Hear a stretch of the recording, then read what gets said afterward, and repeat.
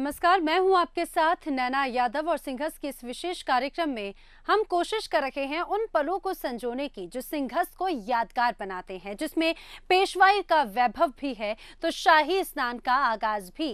साधु संतों के अलबेले रंग हैं तो हठयों की तस्वीरें भी। आपदा के वक्त एकजुट हुआ उज्जैन है तो धर्म और आस्था की डुबकी लगाती उज्जैनी की तस्वीरें भी हैं। तो चलिए देखते हैं सिंघस के वही यादगार पल।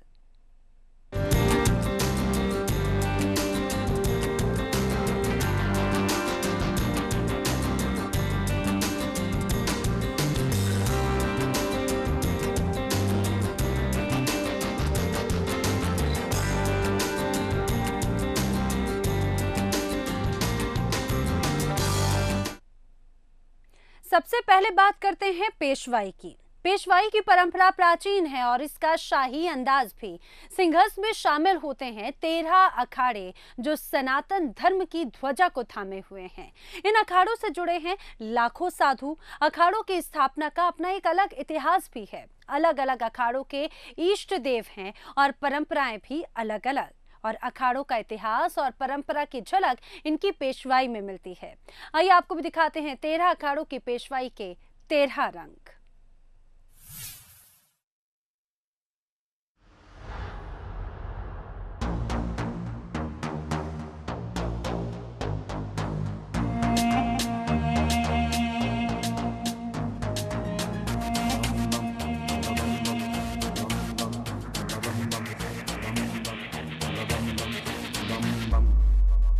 बम बम भोलेनाथ, बम बम भोलेनाथ, बम बम भोलेनाथ, बम बम भोलेनाथ।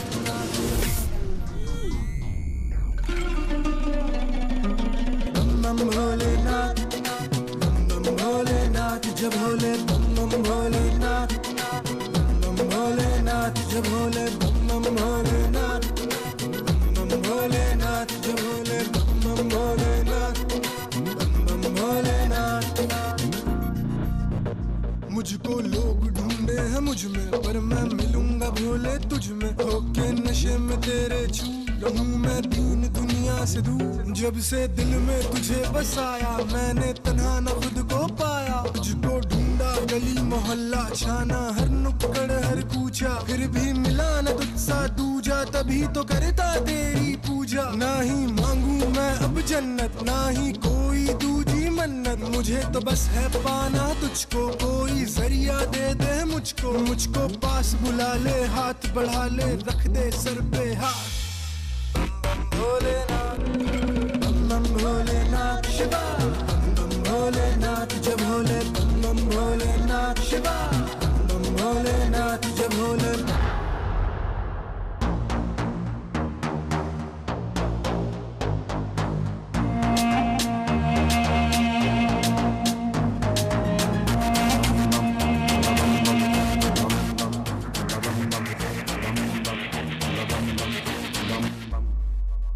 बम बम भोलेनाथ, बम बम भोलेनाथ, बम बम भोलेनाथ, बम बम भोलेनाथ।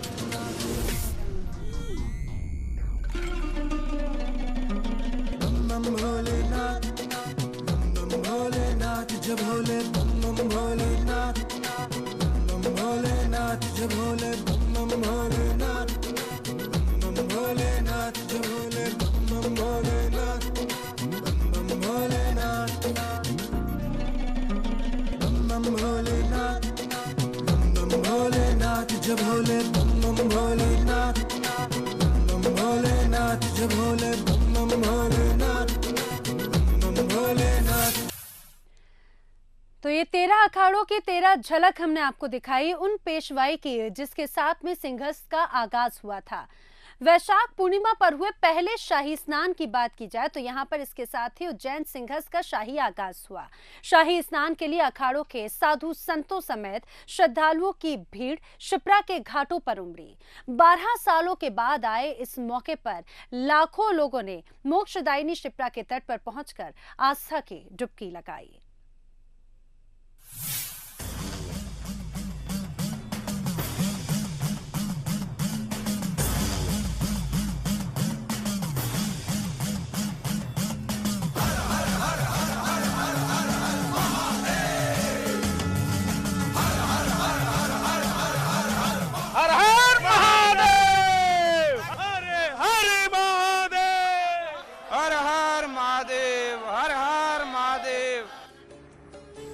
मोक्षदायिनी क्षिप्रा के घाट पर 12 साल बाद ये नजारा फिर देखने को मिला। भोर की पहली किरण के साथ जूना अखाड़े के साधु संतों ने दत्त अखाड़ा घाट पर जब मां क्षिप्रा में डुबकी लगाई तो एक ही पल में सनातन धर्म का वो विराट स्वरूप नजर आया, जिसका नजारा बिरला ही देखने मिलता है। जूना अखाड़े के शाही स्नान के साथ ही बाकी अखाड़ों के भी क्षिप्रा के घाट पर पहुंचने का सिलसिला शुरू हुआ। हर अखाड़े का अपना अलग अंदाज, अपनी परंपरा और अपना रंग ढंग। अलग अलग संप्रदायों को मानने वाले लेकिन जब क्षिप्रा घाट पर पहुंचे तो एक रंग में दिखाई दिए। वो रंग था आस्था का।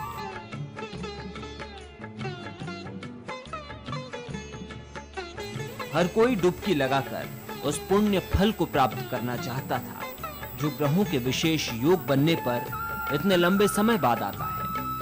अखाड़ों के महामंडलेश्वर, महंत और श्रीमंत शाही अंदाज में शाही स्नान के लिए पहुंचे। कोई रथ पर सवार था तो कोई पालकी में।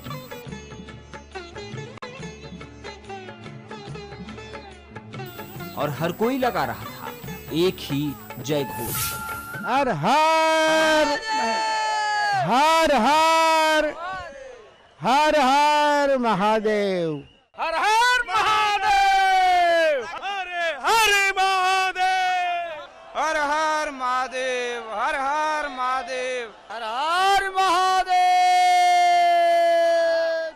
हर हर महादेव। महाकाल की नगरी में विदेशी संतों का भी जमघट है और पहले शाही स्नान के दौरान विदेश से आए संतों ने अध्यात्म के इस मेले में डुबकी लगाकर प्राचीन सनातन धर्म को नजदीक से देखा और इसे महसूस किया। सिंहस्थ में आए अखाड़ों की परंपरा और साधु संतों के इस शाही अंदाज को देखकर श्रद्धालु भी अभिभूत हो गए। हर किसी की कोशिश यही थी कि शाही स्नान की इन तस्वीरों को वो अपनी आंखों में समेट ले। Bureau report, Bansal news. वैसे तो हर बार सिंघस में 13 अखाड़े ही शिरकत करते हैं, लेकिन इस बार एक और अखाड़ा सिंघस में शामिल हुआ। ये अखाड़ा है किन्नर अखाड़ा, जिसे विधिवत अखाड़ा होने की मान्यता तो नहीं मिली, लेकिन पेशवाई में लोगों का सैलाब इस अखाड़े की ताकत साबित कर रहा था। पूरी शान के साथ किन्नरों की पेशवाई सिंघस में पहुंची और शाही स्नान के दिन क्षिप्रा में डुबकी भी लगाई।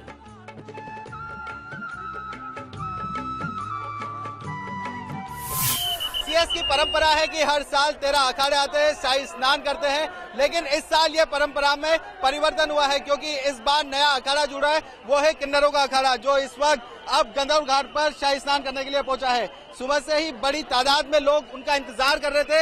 ऐसे में शाम को यहाँ आने के बाद देखा जा सकता है लोगों का हुजूम उमड़ पड़ा है। हर व्यक्ति उन्हें देखना चाहता है क्योंकि ये पहली बार है जब किन्नर अखाड़ा इस तरह से शाही स्नान करने के लिए पहुंचा हो। देखा जा सकता है शाही स्नान कर तमाम लोग अब बाहर निकलते हुए नजर आ रहे हैं। उनसे बात करने का भी प्रयास करेंगे। लक्ष्मी त्रिपाठी खुद यहाँ पर मौजूद है, उनके हाथ में माँ दुर्गा की प्रतिमा भी नजर आ रही है। वो अब स्नान कर जस्ट बाहर निकली है। अब हम उनसे बात करेंगे, वो हमारे साथ में मौजूद है। लक्ष्मी, पहली बार आप लोग ने शाही स्नान किया, क्या कहेंगे? हमारी जन्म सार्थक हुआ, हमारा जन्म सार्थक हुआ। हम हिंदू के बच्चे, किन्नर अखाड़ा हमने और ऋषि अजय दास ने और सब लोगों ने मिलकर स्थापित किया था। आज ऋषि अजय दास का सपना और मैं और गौरी या पायल, सब लोग जो भी पीठाधीश्वर, हम सबका सपना पूर्ण हुआ। आज हमें पहली बार जिस तरीके से हमने कानून का जंग लड़ा था, उस तरीके से आज हमने धर्म का जंग भी लड़ा है और जीता है। और ये सिर्फ आज के दिन नहीं खत्म होगा, ये हमेशा बरसों बरस, चाहे लक्ष्मी, गौरी, अजय दास रहे ना रहे, पर किन्नर अखाड़ा रहेगा और किन्नर खुशी से अपने आप को जो हिंदू है वो हिंदू मानेंगे। तो निश्चित निश्चित तौर पर लक्ष्मी ने ये बात स्पष्ट कर दी है कि किन्नर अखाड़ा हमेशा रहेगा और वो लोग हिंदू ही हैं, सनातन धर्म को फॉलो करेंगे, ये भी उनका स्पष्ट कहना है। पहली बार शाही स्नान हुआ है किन्नर अखाड़े का और अब ये एक नई परंपरा बनती नजर आ रही है जो हर बार चालू रहेगी। बंटी राठौर के साथ पुनीत विजयवर्गीय, बंसल न्यूज, उज्जैन। तो एक तरफ अर्धनारेश्वर यानी कि किन्नर अखाड़ा अपनी ताकत दिखा रहा था, तो दूसरी तरफ परी अखाड़ा भी अपनी मांगे मनवाने पर अड़ा था। परी अखाड़ा यानी कि वो अखाड़ा जिसमें सिर्फ महिला संत ही शामिल हैं। इस अखाड़े की प्रमुख त्रिकाल भवंता ने भी सिंघस में दूसरे अखाड़ों की तरह सुविधा मिलने की मांग उठाई। इसके लिए वो समाधि भी लगाने को तैयार हो गई और अपनी नाराजगी भी जाहिर की।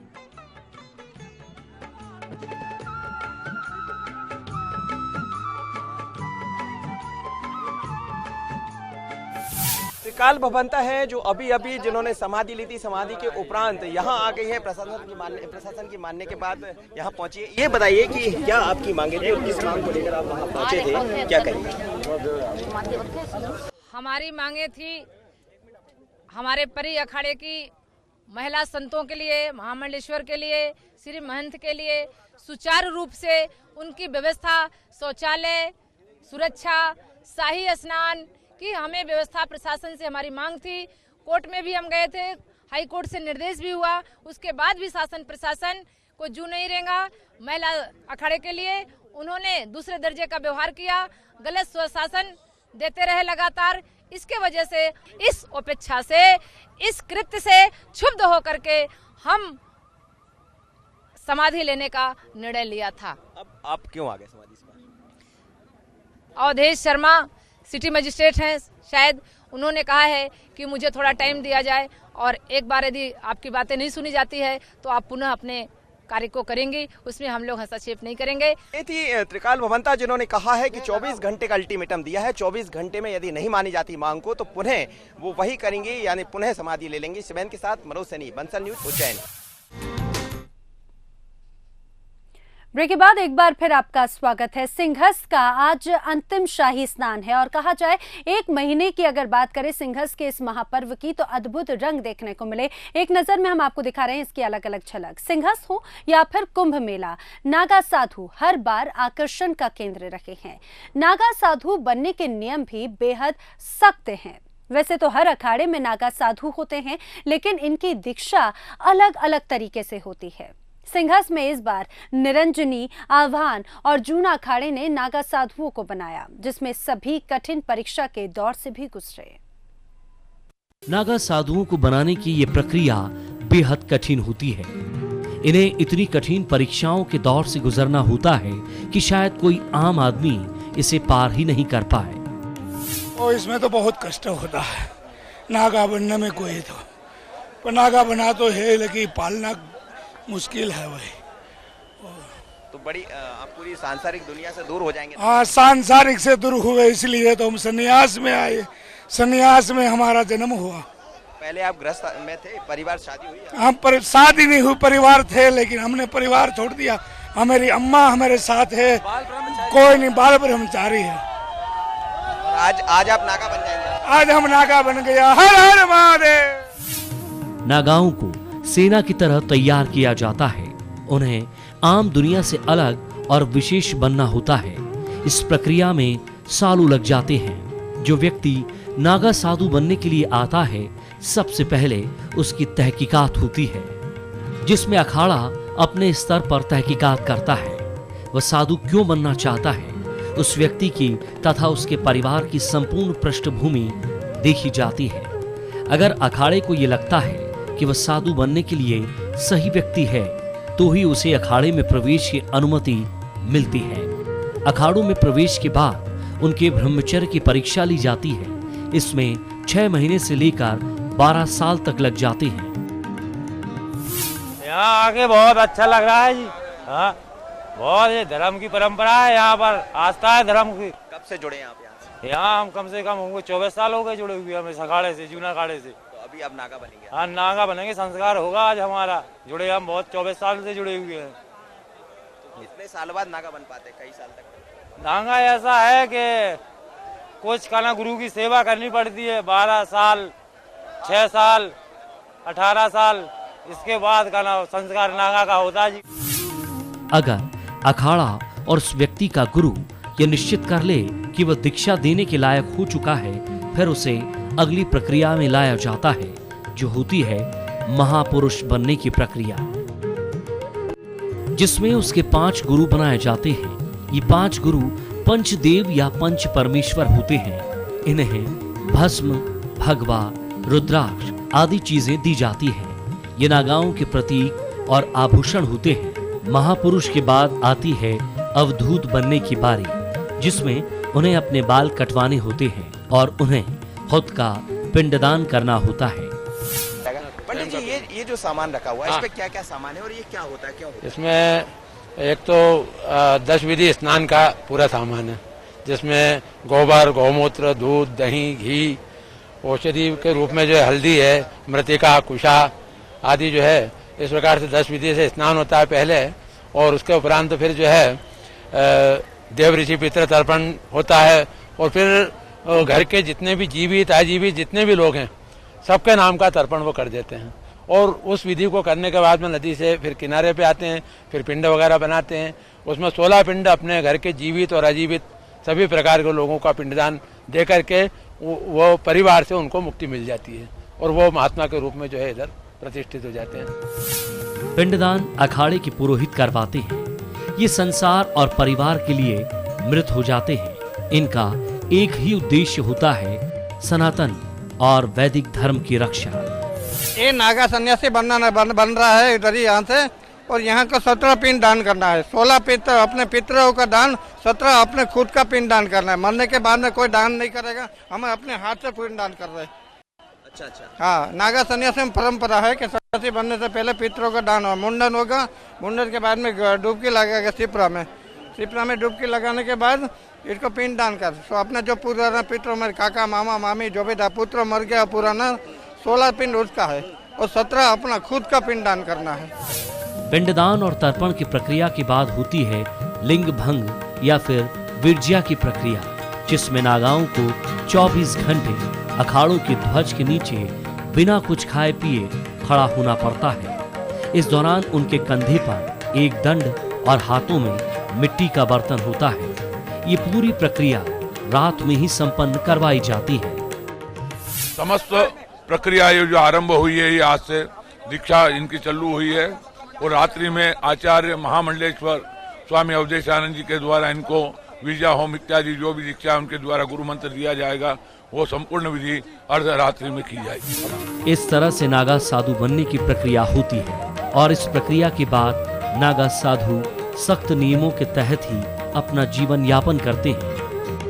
सिप्रा के तट पर चली ये पिंडदान प्रक्रिया में कई सारी क्रियाएं देखने को मिली, बहुत सारी परंपराएं देखने को मिली, और ये परंपरा और ये क्रिया सब अद्भुत होती है, और ये वही सब होती है जो अनादिकाल से चली आ रही है। कहते हैं कि जब नागा बनते हैं तो नागा में जीते जी अपना पिंडदान करना पड़ता है, अर्थात इस सांसारिक दुनिया को छोड़कर एक नई दुनिया में प्रवेश करना होता है, और इस दुनिया को कहते हैं नागाओं की दुनिया, और ये अद्भुत है, निराली है। शिवन के साथ मनोज सैनी, बंसल न्यूज, उज्जैन।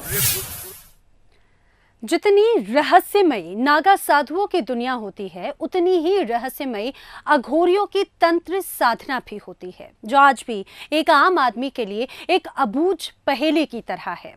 क्या हासिल होता है तंत्र साधना से? आपको दिखाते हैं एक अघोरी की ऐसी ही तंत्र साधना जो की गई रात के अंधेरे में, वो भी शमशान घाट पर।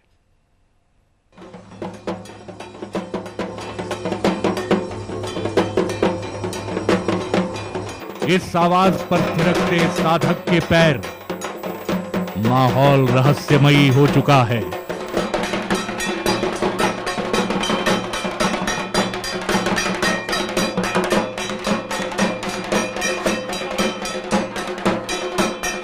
ढोल नगाड़ों की आवाजें तेज हो चुकी हैं।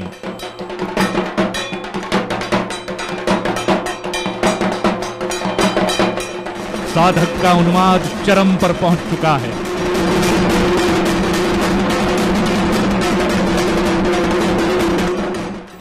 इसी माहौल में बाहर आते हैं कामाख्या शक्तिपीठ के अघोरी साधक गौरवनाथ, और ये टोली निकल पड़ती है भैरव शमशान घाट की तरफ।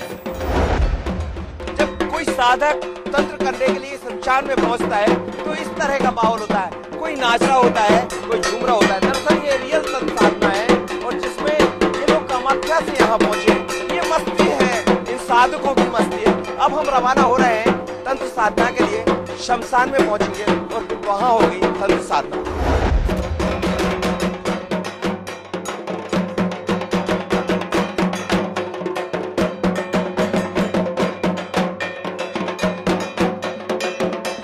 अघोरी गौरवनाथ की टोली जा पहुंचती है एक चिता के पास। चिता सुलग रही है, धुआं निकल रहा है।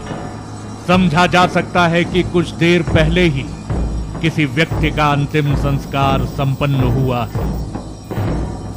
गौरवनाथ और साधक चिता को प्रणाम करते हैं और फिर शुरू होता है अघोरी साधना का सिलसिला। ये वाम मार्गी तांत्रिक साधना है जो बेहद कठिन होती है। इस साधना में पूजा पाठ के लिए बाएं हाथ का इस्तेमाल किया जाता है।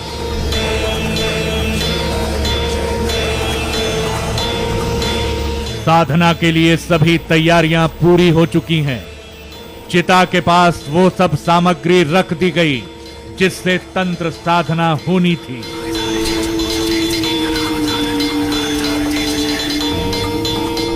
महाराज जी, ये जो सब आप कर रहे थे, जिस तरह से आपने ये सब किया है, यहाँ बांधा है, इसको क्या कहते हैं? ये बांधा नहीं है, ये तो आलेखन है, अर्चना के लिए पूजा का शुरुआत है। रात का अंधेरा और गहराने लगता है और अघोरी गौरवनाथ तपस्या में रमने लगते हैं। नजारा ऐसा था मानो वो उस अलौकिक दुनिया से संपर्क करने की कोशिश कर रहे हो जहां पहुंचना एक आम इंसान के लिए मुश्किल है। ब्यूरो रिपोर्ट, पंथल न्यूज, उज्जैन। सिंहस्थ तो है ही सन्यासों की दुनिया जहां पर मोक्ष प्राप्ति के लिए सब कुछ त्याग कर देना पड़ता है। युवा सन्यासियों ने सत्य की खोज के लिए सब कुछ त्याग दिया। खास बात यह कि सन्यासियों ने शादी की और गृहस्थ जीवन में प्रवेश के तीसरे ही दिन ही वानप्रस्थ आश्रम में भी कदम रख दिया।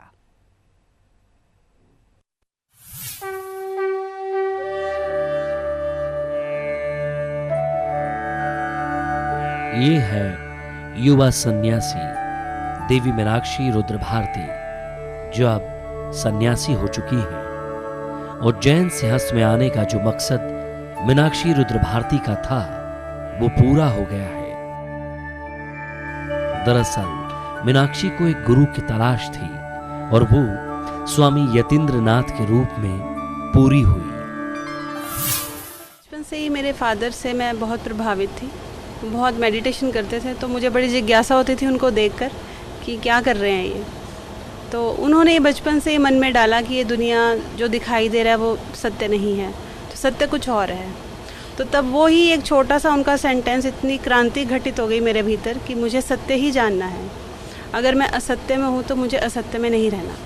तो तब से यात्रा शुरू हो गई, लेकिन मैंने पढ़ाई नहीं छोड़ी, बिकॉज़ मैं ये चाहती थी कि मैं पढ़ लिख कर अच्छी साधना कर कर कुछ यंगस्टर्स को भी एक संदेश दे पाऊँ। मीनाक्षी अकेली नहीं है जिन्होंने संन्यास जीवन में प्रवेश किया, बल्कि मीनाक्षी की पति गुरुदेव रुद्र भारती भी अपनी पत्नी की राह पर हैं। हरियाणा में एक जमींदार परिवार से ताल्लुक रखने वाले गुरुदेव रुद्र भारती की गुरु की खोज भी उज्जैन सिंहस्थ में आकर खत्म हुई है। एक मन में ये होता था ये असली सुख नहीं है हमारे लिए। तो फिर हम उसके बाद 2004 से लगातार बद्रीनाथ में जा रहे हैं। 6 महीने बद्रीनाथ में रहते हैं। तो वहाँ संतों के पास बैठते हैं, उनकी कुटिया में, गुफा में जाके हम यही पूछते हैं हम क्या हैं। तो ज़्यादातर तो ये कहते हैं आप पढ़े लिखे हैं, संपन्न परिवार से, क्यों इस ज़िंदगी को जीना चाहते हैं। पर एक अंदर दिल में कहीं है कि ये सत्य नहीं है। इसके साथ ही रुद्र भारती के जुड़वा भाई रुद्राक्ष भारती भी सिंहस्थ में अपनी भाई और भाभी के साथ संन्यास आश्रम में प्रवेश ले चुके हैं। ये तो जो पिछले प्रारब्ध कर्म हमारे और पिछले जन्म में हमारी कोई साधनाएं जो शेष बची है उसको पूर्ण करने के लिए परमात्मा ने हमारे को दोबारा यहाँ भेजा है और अच्छे गुरु मास्टर के सानिध्य में हम उसको पूरा करेंगे। रुद्र, मीनाक्षी और रुद्राक्ष तीनों सांसारिक दुनिया को छोड़कर सन्यासियों की दुनिया में कैसे आए, ये जानना भी अपने आप में दिलचस्प है। मनोज सैनी, बंसल न्यूज, उज्जैन। शास्त्रों में कहा गया है कि जीवन की उत्पत्ति 5 मूल तत्वों से हुई। पंचभूत कहलाने वाले ये 5 तत्व हैं पृथ्वी, जल, अग्नि, वायु और आकाश। सिंहस्थ में तप, साधना और संन्यास के साथ 5 भूत को लेकर भी मंथन किया जा रहा है, जिसमें पर्यावरण को धर्म से जोड़ने की पहल देखी जा रही है।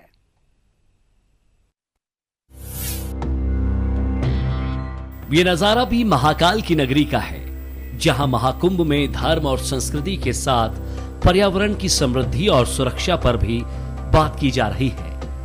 पंचभूत पर आधारित संगोष्ठी का आयोजन किया गया, जिसमें देश भर से आए साधु सन्यासियों के साथ पर्यावरण को लेकर काम करने वाले लोगों ने मंथन किया। इस दौरान जूना पीठाधीश्वर अवधेशानंद गिरी ने एक दृष्टि पत्र भी संगोष्ठी में रखा। ये एक नई शुरुआत है, दरअसल पंच तत्वों को लेकर है और पंच तत्वों का अर्थ है अग्नि, जल, वायु, पृथ्वी, आकाश, वायव्य, इन सभी की रक्षा के लिए। तो यही तो कुंभ है और यही कुंभ तो दरअसल संपूर्ण सृष्टि को रूपांकित करता है। करीब 2 घंटे तक पंच तत्वों यानी जल, वायु, अग्नि, पृथ्वी और आकाश पर मंथन हुआ। स्वामी अवधेशानंद के मुताबिक असली सिंहस्थ यही है और सभी की भागीदारी से ही इसे सफल बनाया जा सकता है। सिंहस्थ का अर्थ ही है कि हम जल के निकट बैठे। नेर की नैकट्यता का अर्थ ही कुंभ है और उनमें सुचिता, अविरलता, अविच्छिन्नता बनी रहे, उनके प्रवाह में निर्मलता रहे। सबसे बड़ी बात है कि हर नदी अपनी कोई एक संस्कृति रखती है, नदी की अपनी कोई एक स्वाभाविकता है और वो अगर बनी रहती है तो संस्कृति, संस्कार, सारोकार, सभ्यता भी बनी रहती है। नदी एक सभ्यता है। सिंहस्थ में ये पहला मौका है जब धर्म और आध्यात्म से हटकर सामाजिक सरोकार पर भी चर्चा की जा रही है। नदी और पर्यावरण को बचाने के लिए प्रयास किए जा रहे हैं और संगोष्ठी में धर्म को इन पंचभूतों की सुरक्षा में ही बताया गया है। इस सिंहस्थ की विशेषता यह इसलिए रही कि इसके पहले तक जो महात्मा, संत और साधु इस महत्व को जानते थे कि धर्म केवल नाम है स्नान का, क्योंकि एक सूक्त आता है स्नान धर्म सनातन। इस सूक्त को आज पूरी दुनिया जो है आप लोगों के माध्यम से जान पाई। एक छलांग क्षिप्रा के लिए, इतना ही तो चाहिए। एक संकल्प क्षिप्रा के लिए, बात बन जाएगी। करोड़ों करोड़ों लोग, क्षिप्रा तो एक मॉडल होगी, लेकिन ये छलांग बहुत दूर तक जाएगी और इसकी शुरुआत हो चुकी है। और ये कुंभ का जो अमृत है, बस इस बार पर्यावरण अमृत कुंभ ही होगा। सामाजिक सरोकार से जुड़ा हुआ ये अंदाज भी सिंहस्थ का है। यहाँ धर्म और संस्कृति के प्रचार और सुरक्षा के लिए कुंभ तो लगा है ही, पर्यावरण को भी धर्म से जोड़ने का काम किया जा रहा है। यदि हम सिंहस्थ में आ रहे हैं तो सबसे महत्वपूर्ण काम यह है कि आप एक वृक्ष लगाइए, नदी के प्रति समर्पित रहिए, स्वच्छता बनाए रखिए, यही महत्वपूर्ण है। शिवेंद्र के साथ मनोज सैनी, बंसल न्यूज, उज्जैन। इसी सिंहस्थ में संत समागम के जरिए सामाजिक एकता का संदेश देने की भी कोशिश की गई। बीजेपी के राष्ट्रीय अध्यक्ष अमित शाह ने न केवल साधु संतों के साथ आस्था की डुबकी लगाई, बल्कि उनके साथ बैठकर भोजन भी किया। मुख्यमंत्री शिवराज सिंह चौहान भी संत समागम में शामिल हुए।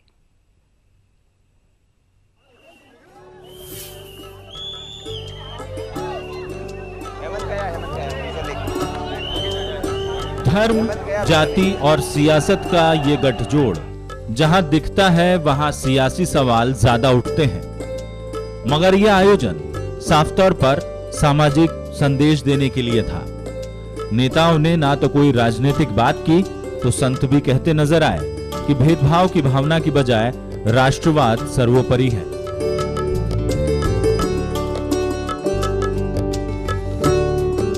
राष्ट्रीय अध्यक्ष अमित शाह ने न केवल संतों के साथ आस्था की डुबकी लगाई, बल्कि संतों के साथ भोजन का शाही इंतजाम भी था। बीजेपी के राष्ट्रीय अध्यक्ष यहाँ पर संतों के साथ भोजन करेंगे। ये दीनदयालपुरम का वो वीआईपी पंडाल है जहाँ पर अमित शाह संतों के साथ भोजन करने वाले हैं। भोजन के लिए खास व्यवस्था की गई है, जो थालियां लगाई गई हैं। यहाँ पर करीब 200 से 250 संत एक साथ बैठ पाएंगे अमित शाह के साथ। और ये थाली भी यहाँ पर खास किस्म की है, ये आप देख रहे होंगे, ये चांदी की थाली है। और जब अमित शाह के साथ सभी साधु संतों ने बैठकर भोजन किया तो नजारा अद्भुत था। मुख्यमंत्री शिवराज सिंह चौहान ने स्वयं अपने हाथों से संतों को भोजन परोसा तो उनके साथ बैठकर भोजन भी किया। संतों ने भी माना कि संवाद और एक साथ भोजन के जरिए सामाजिक एकता का संदेश दिया जा सकता है। हमारी संस्कृति परस्पर एक दूसरे का आदर करने वाली संस्कृति है और वेदों में कहा है साना भवतु सैनो भुनक्तु, एक साथ बैठें, एक साथ भोजन करें, परस्पर संवाद करें। जाते वादे वादे जायते तत्वबोध, परस्पर बैठेंगे, संवाद होंगे तो समाधान निकलेगा। आज यहाँ विराजे हुए उनकी पूजन की, उनका सम्मान किया, श्रद्धा सहित उनको प्रणाम किया और उनसे प्रार्थना की कि देश में सब सुखी हो, सब निरोग हो, सबका मंगल हो, सबका कल्याण हो। उनका आशीर्वाद प्राप्त किया। बीजेपी के संत समागम के अपने राजनीतिक मायने हो सकते हैं, मगर उज्जैन सिंहस्थ में संतों का एक साथ बैठकर भोजन करना सामाजिक ताने बाने को और मजबूत करता है, जो सनातन काल से भारतीय समाज की परंपरा रही है। अरुण तिवारी, बंसल न्यूज, उज्जैन। ब्रेक के बाद एक बार फिर आपका स्वागत है। इस बार सिंहस्थ को यदि युवा सिंहस्थ कहा जाए तो कहना गलत नहीं होगा। साधु सन्यासियों से लेकर श्रद्धालुओं में युवाओं की संख्या काफी ज्यादा है। युवाओं का धर्म के प्रति बढ़ता रुझान सिंहस्थ में उनकी मौजूदगी को देखकर लगाया जा सकता है। देशी हो या फिर विदेशी युवा हर पंडाल और शिविर में भक्ति करते नजर आ जाएंगे।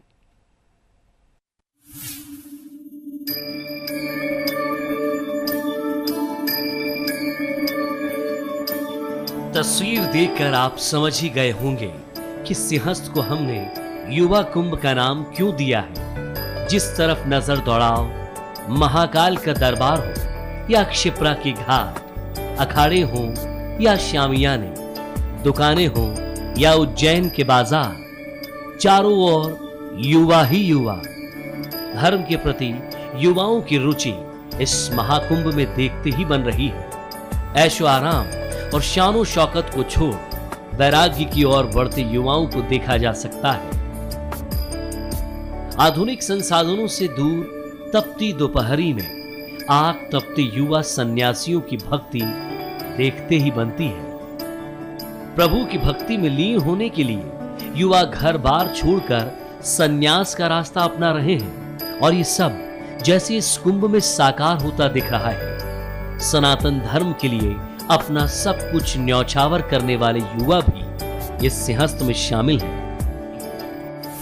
अब अध्यात्म के पथ पे निकल चुके हैं। अध्यात्म के पथ पे भी निकल चुके हैं और उसके अलावा क्या है कि जो भगवान के प्रति जो रुचि बढ़ी है युवाओं की इस समय सिंहस्थ को देखते हैं वो काफी अच्छी रही। इसके कारण युवा थोड़ा 101 हुई है।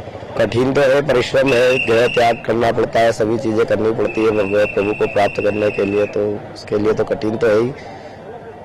अध्यात्म का बहुत कठिन है क्योंकि देखो पढ़ाई लिखाई में हम करते हैं, कहते हैं कि बहुत ही ज़्यादा डिफिकल्ट है, कठिन है। हमें उसमें मतलब मार्क्स होती है चीज़ जिसमें हमें आगे बढ़ना चाहिए, उससे वही ज़्यादा कंपटीशन लग जाती है। उसमें हम कभी भी हमारे बारे में कुछ नहीं सोचते हैं, हम सिर्फ दूसरों के बारे में सोचते हैं, दूसरों से कंपैरिजन करने के बारे में सोचते हैं। पर अगर हम अध्यात्म में देखें तो हम खुद में ही प्रभु को ढूंढते हैं, प्रभु की भक्ति में करते हैं, जिसमें हम खुद के लिए ही तत्पर रहते हैं और खुद के लिए ही सब चीज करते हैं। सनातन धर्म के प्रति युवाओं की रुचि अंदाजा इसी बात से लगाया जा सकता है कि सिंहस्थ में शामिल होने के लिए विदेशी भी उज्जैन पहुंचे हैं और इन विदेशी सन्यासियों में सबसे ज्यादा संख्या युवाओं की है। Actually, I should wait to spend some time here to describe it, but it seems to be something really extraordinary. I don't know, maybe more than 10 million people are expected to come here. It's something really, believe me, extraordinary. It was a pure energy, pure emotion, and even if our culture and life is different, For me, it was the same people, the same energy. It was beautiful. यानी कहना गलत नहीं होगा कि इस बार सिंहस्थ युवा है। हर पांडाल, हर शिविर में युवाओं के हाथ ही धर्म ध्वजाओं को थामने की जिम्मेदारी है। धर्म और सनातन के साथ युवा सेवा के पथ पर बढ़ रहे हैं, जो कहीं न कहीं इस सिंहस्थ की युवा और उत्साहित होने का प्रमाण है। अरुण तिवारी, बंसल न्यूज, उज्जैन।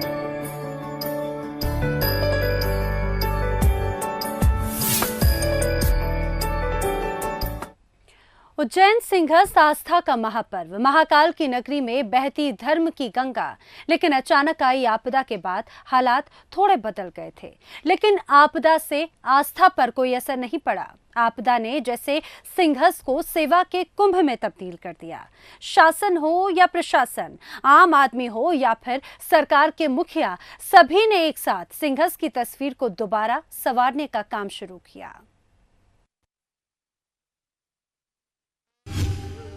आस्था, विश्वास, उत्साह और संस्कृति के साथ सिंहस्थ सेवा का कुंभ भी बन गया है। जाति और धर्म से परे हटकर लोगों ने श्रद्धालुओं की सेवा की है। आपदा के बाद पूरा उज्जैन श्रद्धालुओं की मदद के लिए आगे आ गया। खुद मुख्यमंत्री भी एक आम आदमी की तरह संतों के शिविरों को संवारने में जुट गए। हाथों में तगाड़ी उठाकर मिट्टी डाली और उनकी पत्नी साधना सिंह भी इस काम में कंधे से कंधा मिलाकर साथ रही। एक प्राकृतिक आपदा में, विशेषकर इस क्षेत्र में काफी टेंट ढह गए थे, कपड़े भीग गए, गद्दे रजाई सब भीग गए, नुकसान हुआ था। प्रशासन मुस्तैद है, लगा हुआ है और मुझे खुशी है कि कई जगह सारी व्यवस्थाएं फिर से ठीक कर दी है। लेकिन हम लोग ऐसे कार्यकर्ता नहीं है कि प्रशासन से कहे काम करो। पूरी श्रद्धा से, श्रद्धा के वशीभूत होकर श्रद्धा भाव से हम श्रमदान का काम करेंगे और इस व्यवस्था को पूरी तरह से परफेक्ट करेंगे। जैसी है वैसे बहुत सुधर गई, लेकिन जैसी है वैसी अपने श्रम से भी ठीक करेंगे। मजहब और धर्म की दीवारें भी सेवा के इस पाक मिशन के आड़े नहीं आई। बोहरा समाज के लोगों ने श्रद्धालुओं की सेवा की, पंडालों से बेघर हुए लोगों के लिए भोजन का इंतजाम किया। नाश्ता और चाय के साथ गर्मी में ठंडे पानी की व्यवस्था भी बोहरा समाज ने की। उनका कहना है कि सिंहस्थ में आने वाला हर श्रद्धालु उनका मेहमान है और मेहमान की सेवा करना न केवल फर्ज है बल्कि उज्जैन की तासीर भी यही है। पानी हम सेवा कर रहे हैं, सब लोगों को बिस्कुट, ठंडा, शरबत पिलाया हमने। बिस्कुट के भी केले, सुबह आज सुबह केले बांटे, मिठाई खाना ही बांटा हमने। सब चीज को लोगों को चीज की कमी नहीं आती। इन लोग सब चीज को जो मांगे हमने वो बांटा हमने। व्यापारी संघ भी आपदा की इस घड़ी में आगे आया। श्रद्धालुओं को परेशानी ना हो, पूरी व्यवस्था करने के लिए व्यापारी खड़े हो गए। व्यापारियों ने जहां सेवा धर्म का परिचय दिया, वहीं जैन समाज भी इस पुनित कार्य में पीछे नहीं रहा।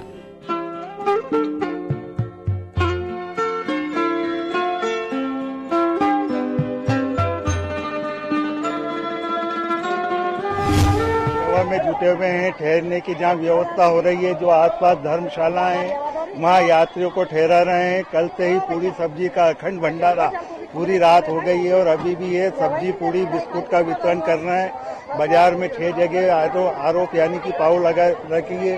ऊपर ठंडक के लिए यात्री जो आए, ठंडक के लिए फॉग सिस्टम ये लगा रखा है। तन मन धन से पूरा बर्तन व्यापारी निर्माता संघ समर्पित है। पूरे व्यापारी सेवा कार्य में जुटे हुए हैं। सब ने अपनी दुकानें बंद कर रखी है, खाली दिखने के लिए खुली हुई है। हर व्यापारी अपने अपने हिसाब से सेवा में जुटा हुआ है। कोई पोहे बांट रहा है, कोई बिस्कुट बांट रहा है। अपने यहाँ तक कि रात को अपने घरों में लोगों को ले जाके हमने सुलवाए।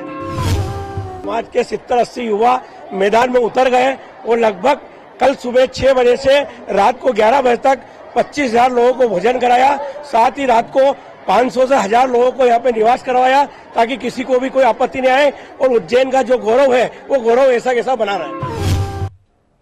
वहीं संघर्ष में शामिल होने के लिए आए संत विश्वेश्वरानंद और तपस्वी बाबा, जिन्होंने आस्था के इस पर्व पर धर्म की अनोखी व्याख्या की। संघर्ष के इस मंथन में जीवन के सत्य से भी रूबरू हुए और व्यवहारिकताओं का भी ज्ञान हुआ।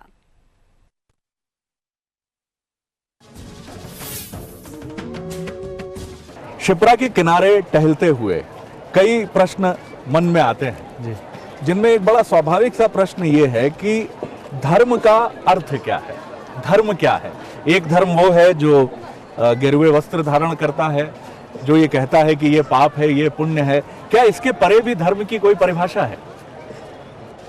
देखिए, बहुत बढ़िया प्रश्न दे दीजिए आपका जी, क्योंकि धर्म के स्वरूप को लेकर के प्रायः लोगों के मन में जी बहुत सी शंकाएं, बहुत सी दुविधाएं रहती हैं जी। और जैसा कि अभी आपने अर्जुन का जिक्र किया जी जी, तो अर्जुन के मन में भी ये प्रश्न उठा था जी। और हम यदि जीवन को उसी रूप में लें जी, जिस प्रकार से भगवान श्री कृष्ण ने अर्जुन को समझाया, और देखिए जो पृष्ठभूमि है ये धर्म क्षेत्र कुरुक्षेत्र की पृष्ठभूमि है जी।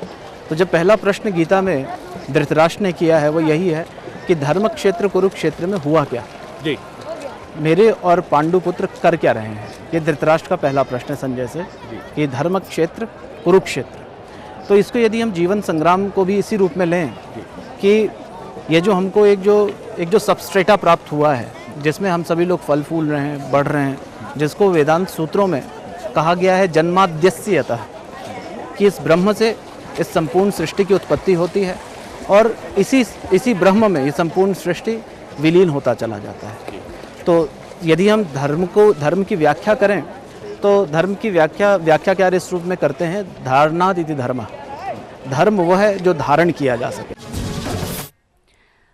तो ये है संघर्ष, और संघर्ष में जो मंथन हुआ उसमें चाहे बात धर्म की व्यवस्थाओं को लेकर, धर्म के महत्व को लेकर, पर्यावरण की ज़रूरतों को लेकर, या फिर कहा जाए हर एक रूप में हमारे जो जीवन से जो जुड़ी हुई खास बातें हैं उनसे हमें उनका परिचय कराया गया। चलिए चलते चलते नज़र डालते हैं कुछ ऐसे ही नज़ारों पर भी जिनके लिए ये संघर्ष हमेशा याद किया जाता रहेगा, जिसमें पेशवाई के कुछ अद्भुत नज़ारे भी शामिल हैं, तो साधु संतों के मस्त मलंग अंदाज भी, उनके तप का अनोखा तरीका भी है, तो संघर्ष में शामिल विदेशी रंग भी।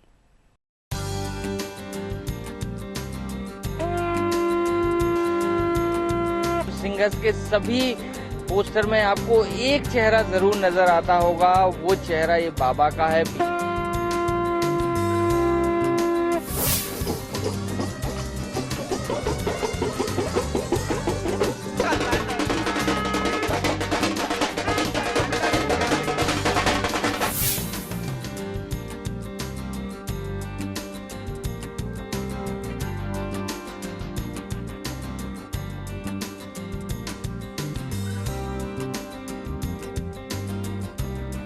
पाकिस्तान में तमाम फैसिलिटीज़ हमारे पास मौजूद है वहाँ, और हम सब हिंदू, मुस्लिम, सिख, ईसाई सब मिलजुल कर बड़े प्रेम से हम वहाँ रहते हैं। चल बेटा सेल्फी ले ले रे। मुझे देखकर आपको लग रहा होगा कि मैं कैमरे के सामने सेल्फी क्यों ले रहा हूँ, लेकिन जिस जगह पर मैं खड़ा हुआ हूँ वहाँ पर हर दूसरा तीसरा व्यक्ति मुझे सेल्फी लेता ही नजर आ रहा है।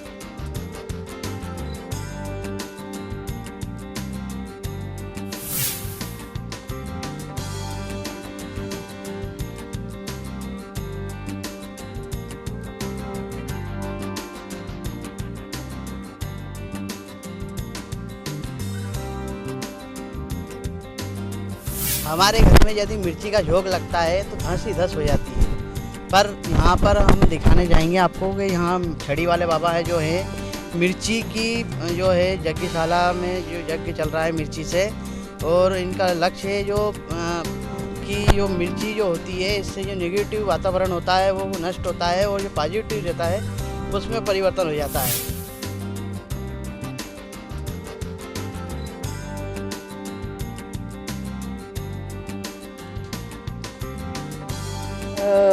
Chimarrão is very traditional drink in my country, in my south country, Rio Grande do Sul.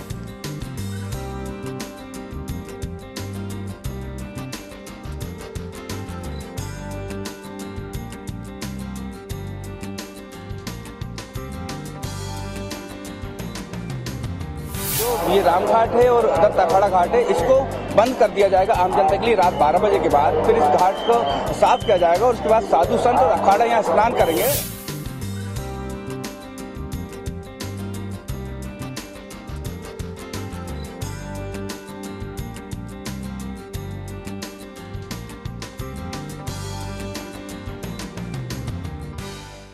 तो आपने देखा किस तरह से पूरे 1 महीने तक सिंहस्थ का रंग सभी पर चढ़ा हुआ था और हर कोई इस रंग में रंगा हुआ था। यही तो था वो आस्था का समागम जो अब सीधे 12 सालों के बाद में देखने को मिलेगा। इसी के साथ हमारी इस खास पेशकश में फिलहाल इतना ही। दीजिए इजाजत। नमस्कार।